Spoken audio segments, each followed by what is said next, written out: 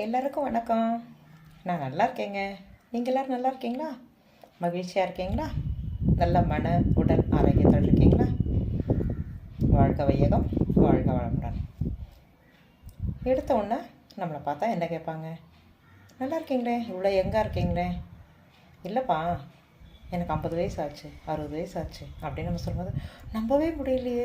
அப்போ உங்களுக்கு பிபி இல்லையா, சுகர் இல்லையா அப்படின்னு கேட்பாங்க. எதுக்கு பிபி இருக்கணும், சுகர் இருக்கணும்? அது என்ன மேண்டிட்டரியா? 50 வயசு வானா வரணும், 60 வயசு வானா வரணும் அப்படிங்கிறது. It is not at all necessary, it is not at all mandatory.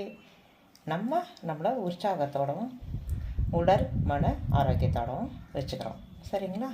அதுக்கு சின்ன சின்னதாக 2 முத்திரைகள். முதல்ல உங்கள் பிபியை, ஹை பிபி வந்துட்டா வரும், வராமல் இருக்காது, வந்தால் பார்த்துக்கோமே, ஓடி போன்னு துரத்தி விட்ருவோமே, அதுக்காக ஒரு சின்னதாக ஒரு முத்திரை.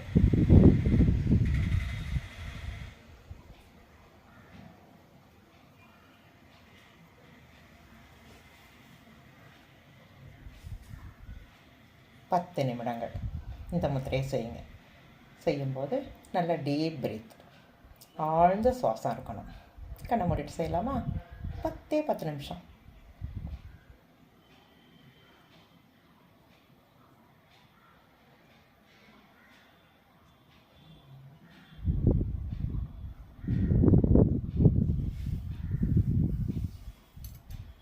இதுக்கு பேர் வியான முத்திரை. வியான முத்திரை நம்ம அதிகப்படியான பிபியை குறைச்சி கண்ட்ரோலில் கொண்டு வர்றது. தினம் ஒரு 10 நிமிஷம் செஞ்சு பாருங்களேன். ஒருவேளை அதிகமாக பிபி இருந்தால், இல்லை சாதாரணமாக ஒரு 5 மினிட்ஸ் செய்யுங்க. எப்போவுமே ஒரே மாதிரி சீராக இருக்கும். அடுத்து இன்னொரு முத்திரை. நம்ம எப்போவுமே சந்தோஷமாக இருக்கோம், சந்தோஷமாக தான் இருக்கணும். அப்போ தான் நம்மளை பார்க்குறவங்களுக்கு சந்தோஷம் வரும், ட்ரான்ஸ்ஃபார்ம் ஆகும். அவங்களோடது நம்மகிட்டேருந்து ட்ரான்ஸ்லேட் ஆகி அவங்களையும் நல்ல விதமாக மாற்றி சந்தோஷமாக கொண்டு வரும்.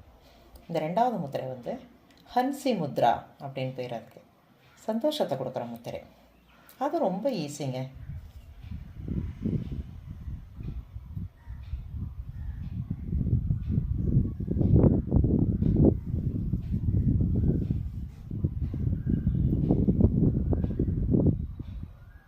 இதுக்கும் அதே மாதிரி டீப் ப்ரீத்தில் 5 நிமிஷத்துலேருந்து 10 நிமிஷம் வரைக்கும் செய்வோமா?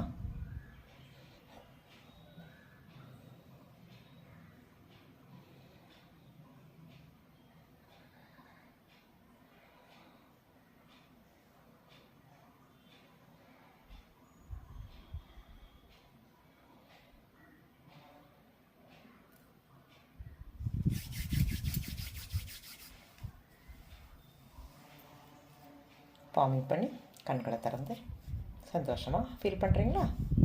தெரியும், இதெல்லாம் வித் இம்மீடியட் எஃபெக்ட் உங்களுக்கு கிடைக்குங்கிறது. ஏன்னா நான் அந்த சந்தோஷங்களை அனுபவிச்சிருக்கேன். அந்த ஆனந்தம் நல்ல விதமாக எனக்கு ஒர்க் அவுட் ஆகிருக்கு. உங்களுக்கு எல்லாருக்கும் ஒர்க் அவுட் ஆகும், நல்லதே நடக்கும். அப்புறம் இன்னொரு சின்ன விஷயம் உங்களுக்கு சொல்லலான்னு எனக்கு ஒரு எண்ணம் இருக்குது. சின்ன விஷயம். நம்ம உடம்புல மூலாதாரம் அப்படின்னு ஒரு சக்கரா இருக்குது.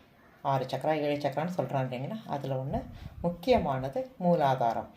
மூலம், அதுக்கு ஆதாரமாக இருக்கிறது மூலாதார சக்கரம்.